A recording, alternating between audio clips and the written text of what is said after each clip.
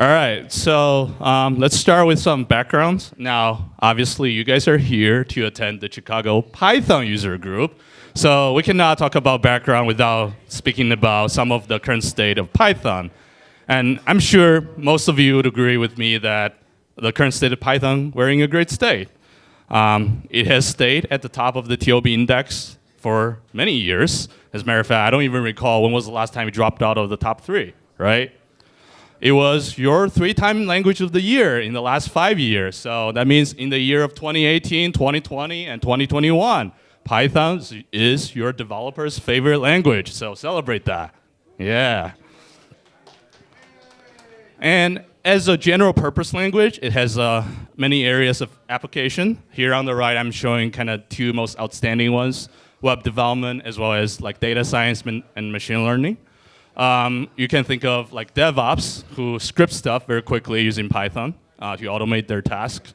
There are a lot of serverless stuff like AWS Lambda, where Python is the top pick as the language of the choice, right? So very general purpose as a language. And it is absolutely loved by startups. Now, I know on the right here, I'm not showing any of the startup. Those are all just big tech companies. But I'm telling this from both statistically as well as personal experience. The nature of startup companies are they need to spin up their services very quickly, and that's where Python shines. It can develop things very fast, right? And finally, it's even used by non-developers. Guess what? And I'm also telling this from personal experience because my girlfriend, who is actually not a developer, she's an accountant. This other day, she came to me and be like, hey, could you teach me some Python? Because I have this bulk Excel sheets I want to process, and I just don't want to do it manually anymore, right? And I hear this story a lot, even during my work. Some coworkers who don't have tech backgrounds would come to me and be like, hey, can you teach me how to use Python to automate some of my day-to-day tasks, right? So I'd say, as a Python developer, we are all living in a pretty good world right now, right? So now that we know what a great tool Python is, in the world of software engineering, given a great tool, it's meant to solve the problem, right? And there is an outstanding problem in software engineering, and that is PDF generation. And here on the right, you can see why. But jokes aside, what makes PDF generation an outstanding problem in the world of Python or software engineering in general? Well, it suits almost any business model's needs, right? So let's say you're running an e-commerce company. You need to generate invoices or receipt for your clients. If you're running a law firm, you need to generate legal documents for your clients. And there are many other examples in other industries. As an abstraction of real-world documents, it's pretty much what we need in the digital world, right? It is compressed, consistent, cross-platform, and user-friendly. Those are all advantages we know about PDF that I don't need to explain more, right? Nowadays, you can pretty much view any PDF file from any machine, really, unless you have like a potato. It is opened up with something as simple as your browser, Chrome, Mozilla Firefox, or if you want something more advanced, you can use some commercial product like Adobe Acrobat, et cetera, right? So now we know PDF generation is a problem that we need to solve. We need to look for a solution. And under the context of Python, we have a great solution that's already existed, as a matter of fact. It is a Python library called Report Lab. Now, I know here on the right, I'm not showing Python. You're looking at this, you may be wondering, this is markup. What is this? This is not Python, right? Well, this is what Report Lab in the essence is. It tries to describe complex layout of PDFs using their own markup syntax kind of style language called Report Lab Markup Language, or RML in this case. And that's what you're seeing on the right. And these complex layouts can be built using these markup tags, such as like, grids, tables, vertically aligned text, et cetera. Similar to how you would develop your web front-end app using HTML, right? Markup. And now, obviously, all these markup tags gets abstracted into Python objects in the actual Report Lab library. And ultimately, what it achieves is that it allows you to generate PDF programmatically by writing pure Python code. Very nice library. I absolutely love it, and I really appreciate appreciate the team who are working behind the scene on it. However, yes, there is always the however, now that we know how good Report Lab is. It's one thing that if you were to use Report Lab to generate something like this, right? Here on the right, we have a PDF. You know, you got a title text at the top. The main section is kind of trisected, where each section you got some simple text. Maybe you can plug in for your database. Nice and easy, right? Very clean. Probably takes like less than 100 lines of code to generate this document. It is one thing you're generating something like this. It's another thing that if you were to generate something like this. Oh, wow. So what's the problem with this document? Well, you have tens of rows where each cell among each row doesn't even align with one another. You have those small images that are squeezed into those tight cells, the already tight space. I don't even want to get started with those texts that are vertically aligned. It's just yuck. This is annoying to look at, right? Do you guys agree? So what does this tell us? Well, PDFs can become complex. And here on the right, this one, you guys can all agree with me that this is complex. And I'm telling you, this is actually the simpler ones among the ones I've seen. And the report lab code that you use to generate such complex PDF can become lengthy. And by that, I mean thousands of lines of Python code. And it can very quickly become something that's unmaintainable, like literally. And finally, it's, oh no.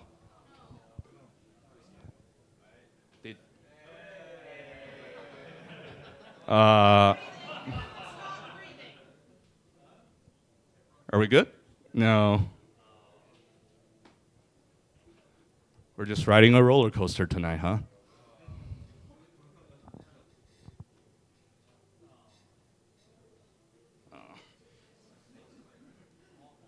You thought it would be a long talk, but it's a flash talk.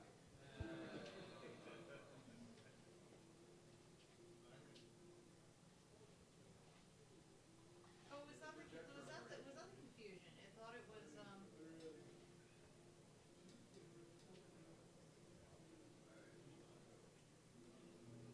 thought it was a lightning talk. It's a flash talk. Okay.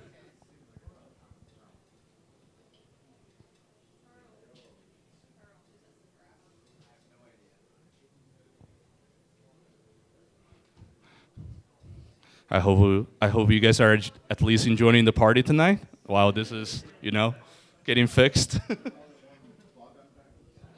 grabber's got signal, so it's fine here. It's through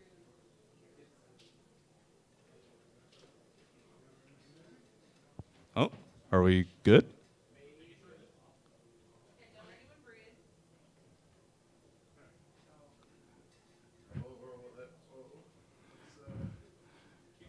All right, let's continue. So finally, it's just not very modern to write markup language to describe complex layout.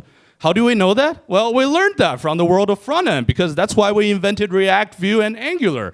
All these fancy JavaScript libraries, we didn't invent them for nothing. We invented them to solve complex layout problem. Ask yourself, when was the last time you wrote vanilla HTML and CSS when you work on front-end app, right? So we know now some struggles you can have using Report Lab to generate complex PDFs. Now, I'd like to shift the gear a little bit, and I just want to talk about myself for a little bit. When I first graduated from college, I was working at this local startup company here at Chicago, actually. And what they do, oh God. Well, there we go. What they do is they are a third-party software solution provider to government day-to-day workload. More in particular, the law enforcement department, so police department, right? I can give an example on what they do. If you were to say driving in the northern side of Illinois, let's say Lake County somewhere, and you're just a little too heavy on your gas pedal and you get pulled by an officer and you get a speeding ticket. That ticket has a likelihood that came from the software we wrote, the company I was working at. So that's kind of like the nature of their business model. Now, for those of you who have ever dealt with government, there's one thing you should know that's always true about them. They have a lot of paperwork and documents. And that complex PDF I was just showing you earlier was actually very similar to one of the documents we had to generate for our clients. And the same struggle I was describing to you using Report Lab were the exact same struggle I was facing at work at the time. So now, with that being said, at the moment I was like, okay, I gotta change this. This is such a painful process for a developer like me. Oh God. This is such a painful process as for a developer like me. Anyway, I was like, how can I make this better? So I started doing research for my team, because not only do I want to make this process easy for me, I want to make this process easy for all developers, right?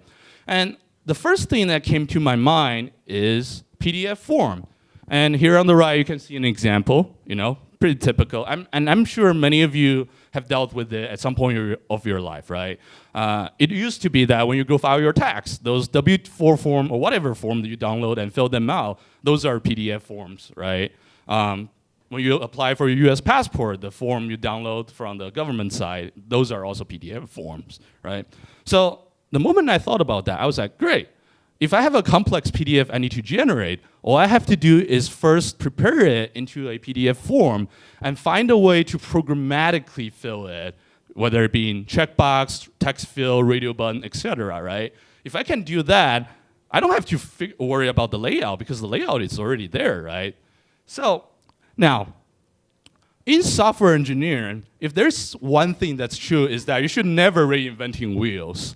And the moment I thought about that, I was like, there's got to be someone who came up with the same thing, right? There's got to be someone who struggles generating PDFs like I did, and he or she must have came up with a solution for this, right? And it turns out the answer is no. And you don't hear that a lot in the world of software engineer, that you cannot steal an answer from Stack Overflow. No, that doesn't happen a lot at all. Okay, that was a little bit exaggerated. The truth is, there are some library in the world of Python that lets you do that. Although all of those libraries that's currently existed require certain non-Python dependencies. Some of those dependencies are system level. Some of those dependencies are certain binaries that's compiled from another language. And we didn't want that because at the time, we built our entire backend using just pure Python. Given such a monolithic system we had, we didn't want to introduce non-Python dependencies. That's just not cool, right? And just like how many other open source projects got started, someone didn't like any of the existing solution, and he or she decided he's going to write his own. And that's when I decided I'm writing my own. Yeah. So the first question I have to ask myself is, what data structure should I use to represent a PDF form, right? Now, those widgets that I just showed you earlier, like whether it be in text field, checkbox, or radio buttons, you can actually assign them names. As a matter of fact, they are assigned names by default when you create PDF forms, right? And those names can be uniquely given to each of these widgets. And now you just have to figure out a value that gets filled for such widgets, right? You have a name that's unique. You have a value that needs to be paired up with the name. And it would be even better if it's something that's built in for Python. This is quite obvious, right? Anyone? A dictionary. That is correct. A dictionary. And that is the start of PiPDFForm. Or I should say at the time it was just a simple script I wrote. It's nowhere near as close as to what it is now, which is a pretty mature library in my opinion.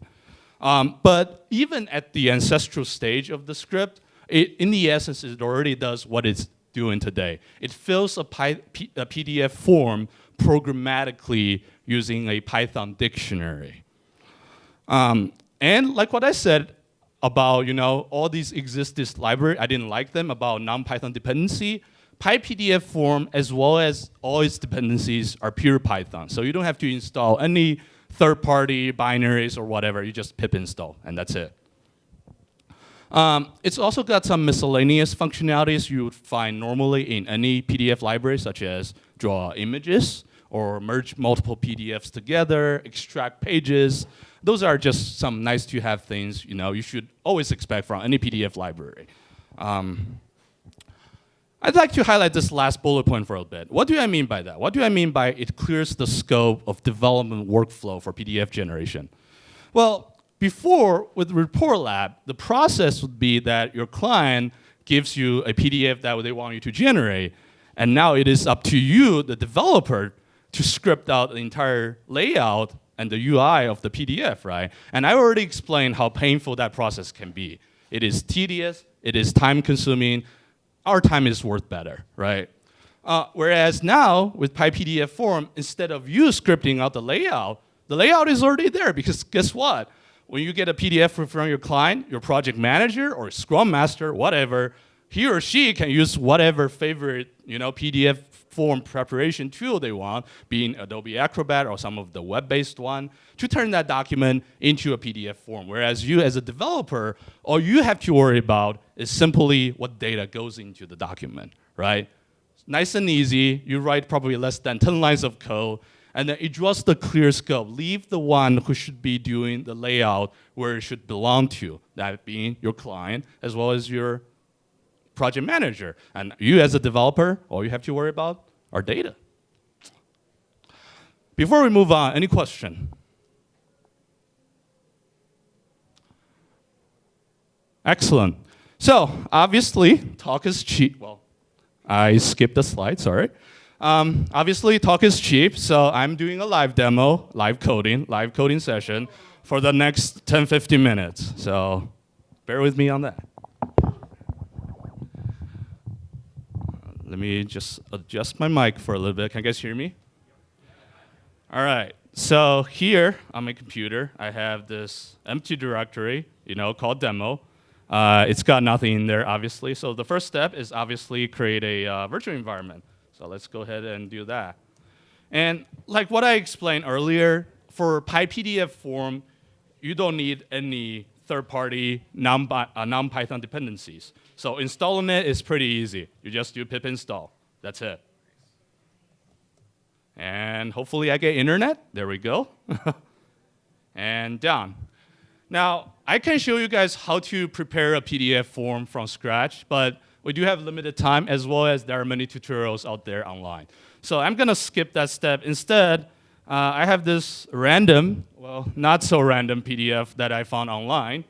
It is actually from the US government's website. It's the application for your US passport, where for the 5th page and 6th page, you can see we have some text field. We have some, checkbox we can check. Let's use this for our demo, will we? So let's go ahead and download this. And let's put it in our demo directory, ds11.pdf. That looks pretty good. And let's go ahead and create a main.py for our demo.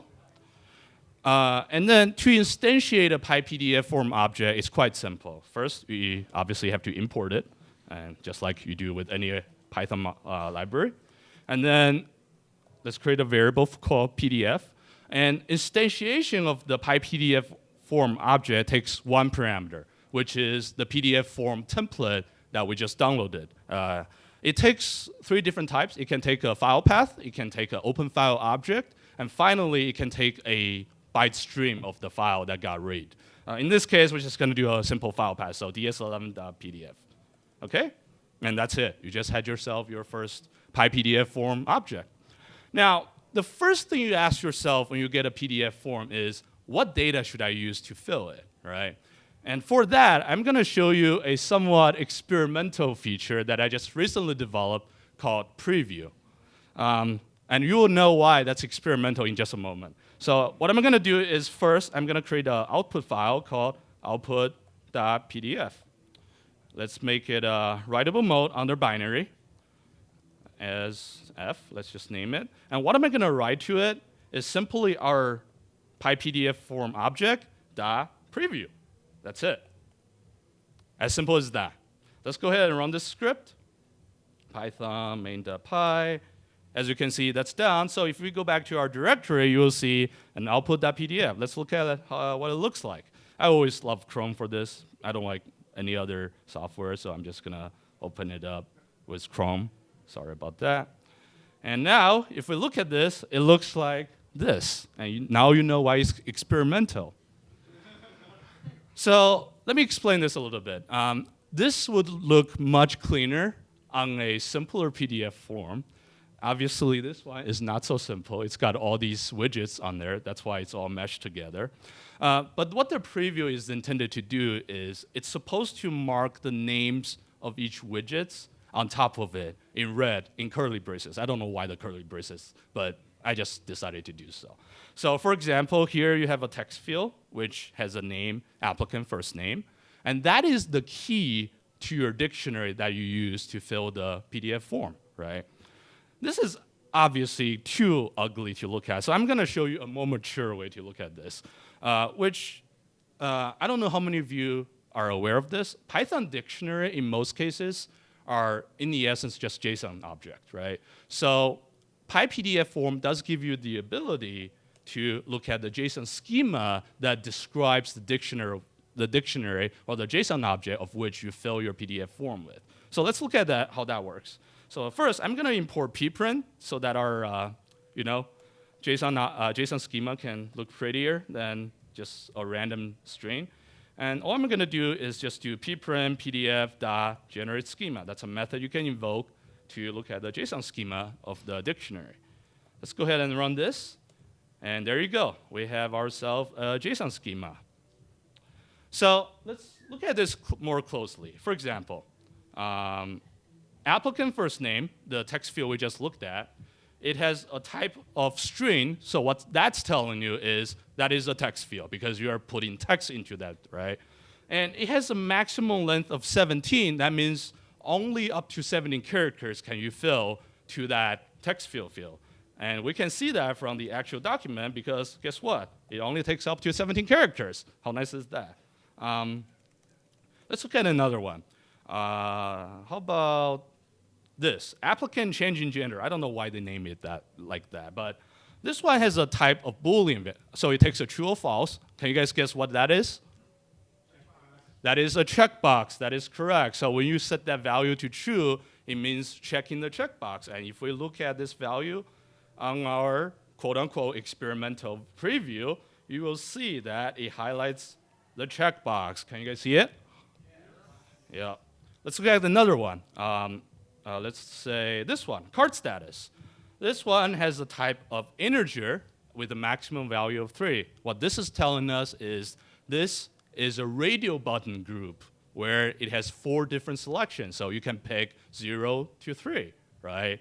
And if we look at this, like if we search card status in our preview, you will see that there are 4 different card status because they are all together as a radio button group, and there are 4 of them. That's why you take the maximum value of 3. Make sense? All right, so now that we know what data goes into the PDF, let's go ahead and start filling it, right? That's the exciting part. So I'm going to go back to our script, and to fill a PDF form using PyPDFForm is pretty simple. Let's go ahead and create a new variable called filled. I spelled that wrong. And the way you do it is pretty simple. You just invoke your PyPDFForm object dot fill. That's the method. Who would have guessed, right? And it only takes one parameter. That is the dictionary you use to fill it.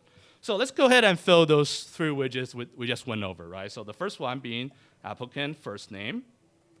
For that, I'm going to put my name, Jinge. And then we have applicant changing gender, I believe. I spelled applicant wrong again. I'm bad at English. And for this one, because it's a checkbox, I'm just going to set it to true to check it, right? And then finally, we have what? Card status, I believe. That was the radio button. And it has 4 selection. Let's just do the third option, so 2, right? And then finally, for our output file, we're going to change that. Instead of the preview, we're going to do fill.read. This is one of the nice things about PyPDFForm.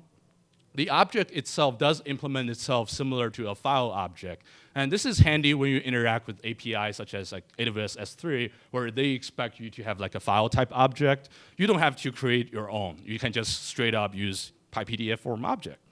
And that's it. There you go. That's our script. 15 lines of code. Let's go ahead and run this. And Python main.py, and there you go. Now, I'm going to leave our preview alive because I still want to look at it, so I'm just going to copy it to another tab. If we look at our PDF form, you see what happens. So applicant first name has my name, Jinge, filled. And then you see this changing gender checkbox is now checked with a check mark. And then finally, these 4 radio buttons now have the third option selected. Pretty nice, huh? Could you guys imagine not just the whole, application of Passport, just the last 2 pages? Could you guys imagine how much code it would take to just generate these layout using Report Lab? Whereas now, instead, you do it with 15 lines of code. Isn't that awesome? Let's look at more. So let's look at our preview for a bit. Let's add another text field to it. Like, for example, this one, name of applicant 2. This one seems, pretty obvious. It's on the second page. Let's go ahead and copy it, and let's go back to our script. And I'm going to do is just add a new one, name of applicant 2. This one, I'm going to put my full name, Jinge Li. And then I'm going to change up the data a little bit. For the first name field, I'm just going to randomly smash some characters. Because remember the JSON schema you guys saw? It has a maximum length of 17, right? And we'll see what happens after, right? And for the checkbox, I'm just going to go ahead and uncheck it, because why not? And then for the radio button, let's just make it the first selection, right? And that's it. Let's go ahead and run this.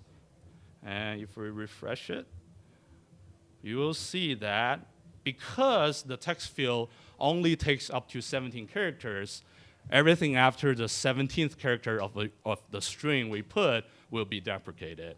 And then you can see the changing gender has been unchecked. And finally, you can see the name of applicant 2 has my name now, full name, actually. And then the radio buttons now have the first selection selected. Now, one thing I'd like to highlight is that for these applicant first name text field, notice how the characters are kind of like evenly spread out. And that's actually by design when you create the PDF form. It is actually a property you can give to the text field called comp. And by doing that, as long as your text field has a maximum length, it will spread out the characters evenly, given that maximum length. And you can see that from the original PDF form. You see, the style of this field is the same as how you fill it. This is one of the nice things about PyPDFForm. It does respect any of these styling that you prepare your PDF form with for text field. And comp is just one of the examples. It doesn't limit to it. It includes things like font size, font color, as well as things like alignment of your text and all that. It's quite smart when it comes to detecting the styles of your text field, right? Now, let's say I don't really like the style of my text field. Like, let's say for this one, right? My project manager prepared this PDF for me, but that's what our clients want. I want to change it. Our client want this text to be larger than what you guys just saw here. And then they also don't want the font color of black. They want something like blue, right? But I'm a developer. I just got this document from my project manager, but I don't know how to use Adobe Acrobat to change it. Can you do it through code? And the answer is, yes, you can do that too. So if we go back to our demo, and this is how you access all the widget for PyPDFForm. You can access all the widget through this attribute called elements. This is the attribute you will use to access text field, checkbox, and radio buttons, and as well as all the property of these elements on your PDF form. And just like how you would access a value on a dictionary through its key, you do the same thing here, like that. So let's say I want to change the font size of my name of applicant 2 field. So you can just go ahead and do this. And let's make it 30. That looks large enough, right? I'm just going to copy this line and make another one. And then I'm going to change the font color of it to something blue. And for that, it takes a numerical tuple of RGB, so red, green, and blue. And in this case, we want a blue. It will be 0, 0, and 1. And that's it. All the changes we need. Let's go ahead and run this. And if we refresh it, you will see that now name of applicant 2 has a much larger font size, and it is blue now. Isn't that awesome? Now, let's say you have all the text field filled on this PDF, even though I'm not right now, and then all of a sudden you'll be like, okay, I don't like any of the styling my boss did. I just want to change it altogether. Do I have to do that, what you just did right now for all these widgets? Can I do it globally? The answer is also yes. So if you just go back, I'm gonna delete these 2 lines because setting individual attribute on individual widget will override the global setting. And to do it globally, you just do it upon constructing or instantiating your object. You can have optional parameters such as global font size. Let's make it 40, even larger. How's that? And then you can have global font color. Let's make that red instead of blue this time, right? And then do that. Looks pretty good, right? So now, if we go ahead and run our script again, you will see that if we scroll down, all texts are larger, and they are all red. Isn't that nice that you can just change your styling of the PDF, even though your project manager makes a mistake? Think about it. If you have a template that's already prepared, and then you find out there is a mistake, to change it, you have to first learn how to change it using Adobe Acrobat, and then you have to get a paid license for it. After you've modified the template, you have to upload to S3 so that your code can use it. That's a whole mess you have to go through. Instead, you just do it through the code, right? That's what we software engineers do. Obviously, this is just the peak on the iceberg. I'm showing you some of the basic functionality, but in the essence, it fills the PDF using a dictionary, right? And there are many more functionalities, which is all documented under the repository itself, right? Any question before we move on? Go ahead. Do you have the docs in the README doc, read the docs? Yes, so the question is, do I have the docs under my README section? And the answer is yes. There is a link to all the docs under the README. Now, I will have to mention that all the docs I have are examples. So I don't have the source of doing those docu-source doc yet, but that's still on my radar of to-do list, right? I want to make like formalized doc similar to all these well-known Python frameworks or library, right? But right now, it's just examples. But yes, they are under the README. Yeah, very good question. Any other question? Go ahead. So you specified that each text field has a specific character limit, and you write more than the character limit, it just truncates off. Maximum length on characters is actually a property you can set when you prepare the PDF form. It doesn't have to be there. So text field doesn't have to have like a maximum length. So what happens if you set the max character limit and then you choose to violate it anyway will it warn you? I'm sorry? Like, will it warn you if you enter more characters? The answer is no, and this is where the JSON schema comes into play. You can, for those of you who are familiar with JSON schema, you can use that to validate against the object, the dictionary object you created to fill the PDF form. But the library itself doesn't do any of that. It trusts duck typing, essentially. Okay? Does that answer your question? Yes? How do you what? That's actually not something that's supported right now with the library. I'm sorry? How are you extracting objects out of the PDF? Oh, like from like an implementation perspective? Yes.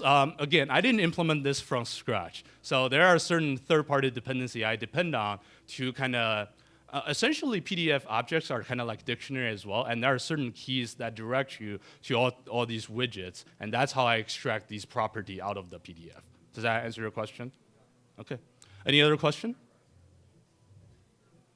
Awesome. I get through the live coding session very well. So let's come back to our slides. Let me just pull the mic down. All right, let's wrap up this speak with a discussion on some of the restrictions the library currently has. Now, because I know deeply in your mind, some of you may be wondering, okay, you have shown us what the library can do. What can it not do, right?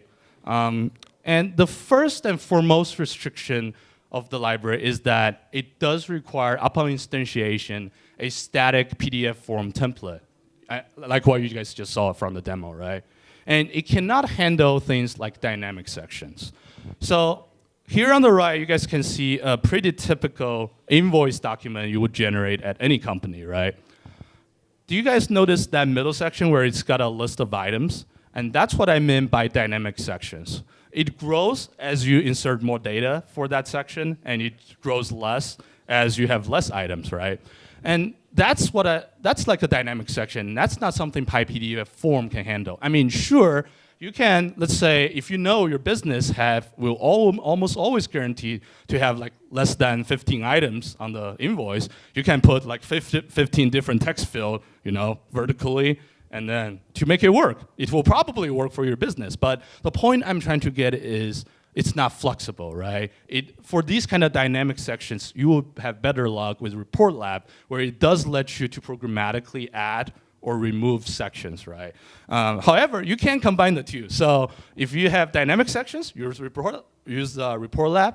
And if you have static template that's complex to generate, use PyPDFForm. And in the end, you can merge them together. That also works for you, right?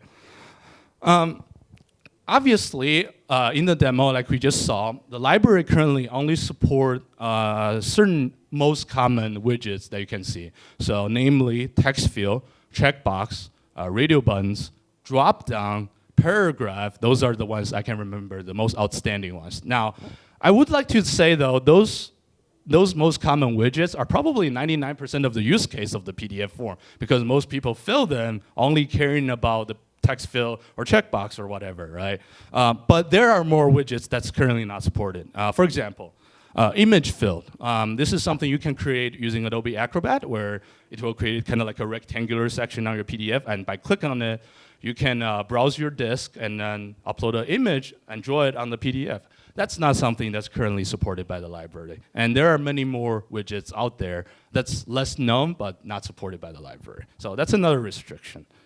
And finally, I've been mentioning about Adobe Acrobat a lot during this speak, but there are many PDF preparation tools out there.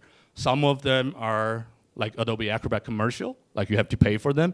Some of them are free, some of them are web-based, some of them are non-web-based. The point is, there is no way me as an individual developer can cover all of them, right? And I think I've made the library to cover most PDF form prep tools out there, because I've done a lot of scenario tests with the library, and then all these random PDFs I downloaded from online can work with the library. So I have the confidence that it has support most of the mainstream ones. But again, there's no way I can explore all of them, right? With that being said, I'd like to talk about some future improvements that's currently on my radar. First of all, obviously, I want to support more widgets, continuing doing that. Namely, that image field I was telling you about, actually, 2 years ago, I tried to get it supported, but was unable. That's why that part of the functionality has been deprecated. However, 2 years ago, I was also nowhere near as experienced when it comes to developing the library as I am now. So I've been having the thoughts of, bring back what I've deprecated and getting that image field supported again. So that's like the first thing I kind of look forward to do for the library in the future. Second of all, obviously, I want to support more of these PDF prep tools, because guess what? Yes, me as an individual developer, I can do it. But with the help of you guys, I can do it, because guess what? If you ever run into a situation that when you are generating a PDF form using certain tools, and then you find out this tool doesn't work with the library, open an issue on the GitHub. And that's actually under the README section of my doc. And that says, if you have a tool that doesn't work, open an issue, because with the help of you guys, hopefully one day, I will make sure that all these tools are supported for this library, right? And finally, you tell me, that is correct, you tell me. And this kind of brings me back to why I'm here to do this speak in front of you all. Recently, as I'm working on the library, I kind of find myself run into like a stale state where I'm starting to running out of ideas on what new features I should be bringing to the library. And this is why I want to come here, speak in front of you guys, a group of public, because I'm a believer that users are the best source of ideas. So if any of you, whether you're a full-time software developer already, find this library interesting, and it might be something you can use during your work, or if you're a student, you can use this for a school project, or if you're just some random ones who find the library interesting and decided you want to pip install it and give it a try, those are all good stuff for me because guess what? You guys are all potential users. And some of you, while using the library, may find out, hey, I want this new feature to be added. Could you add it, right? Come here and open up an issue, and it will inspire me as the author of the library a lot on what new features to bring to the user. And in the end, that's how open source project works, right? Any last minute question? Yes? So is the purpose exclusively to fill out PDF forms, or can it be used for like document composition as well? Did you produce forms along with it? It cannot be used to produce form. That's not something like I can do yet with the library. And there are no plans on me doing that because that's such. If I were to do that, I would be hired by Adobe already. Yeah. So, any other question? Yes.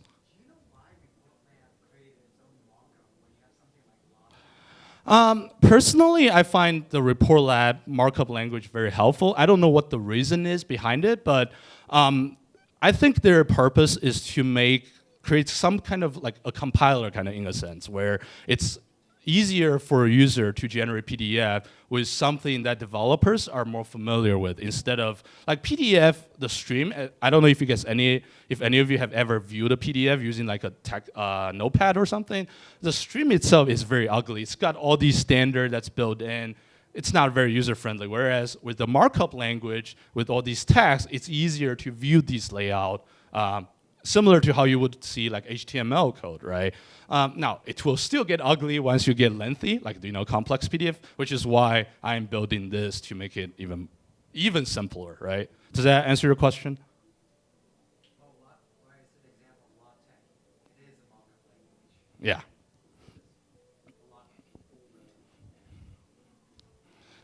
Yeah, I don't know when Report Lab started developing. It's been a while, but they have been around since like I think Python 3.6. So yeah. Well, this is a standard that came around for like the days where everyone was using Windows and open source was kind of like, what's that? The simple answer is no. Yeah, but I'm just saying PDF. PDF. Yeah. Yeah, you can find like ISO numbers for PDF. Like it actually has become a standard, not just it is already a standard, right? So, any other question? Yes. Do you have plans to support like a signature widget? Good question. I actually thought about doing that, but it's kind of similar to image field, and you see signature field a lot on legal documents in particular. But no, I haven't tried it yet. Like image field, I have tried and decided to deprecate because I was unable, but signature field, I haven't even tried yet, but that is in my head, and I do plan on give that a try in the future. Whether I'm able to or not, I don't know. So, yes. Can you handle custom fonts? Yes, good question. So not on the PDF itself does auto-detect some of the default fonts you can have. I believe the three that's currently supported by default are Helvetica, Times New Roman, and I forgot the third one. But you can register using the library TTF file, like font file, and then you can use that font for the rest of the scope of your object. And that's completely doable. Very good question. I don't get to demo you guys that because I think that would take a lot of time, but that is something that's documented as well as supported. So, very good question. Any other question? Yes. So I saw when you installed Pillow. How are you using that currently, or is that for your future plans? Install what? Pillow library? Pillow library is currently installed because I need to support draw image on the PDF. Right now, I don't know what else I can do with it, but there are rooms of exploitation on that. So, yeah. Any other question? Well, thank you very much. I really appreciated all your time. And again, thanks to Chicago Python User Group for having me. I will see you guys next time. Thank you.